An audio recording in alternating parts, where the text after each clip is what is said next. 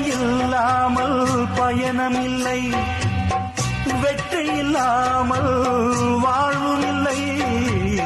துன்பமாம் சிலுவை வெற்றியில் சின்னம், வேதனை உரமாகும் தேவனின் வழியாகும், வேதனை உரமாகும் தேவனின் வழியாகும்.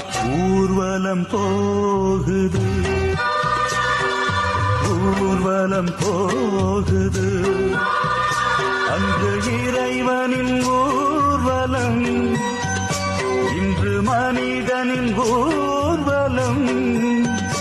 அன்று இறைவனின் ஊர்வலம், இன்று மனிதனின் ஊர்வலம்.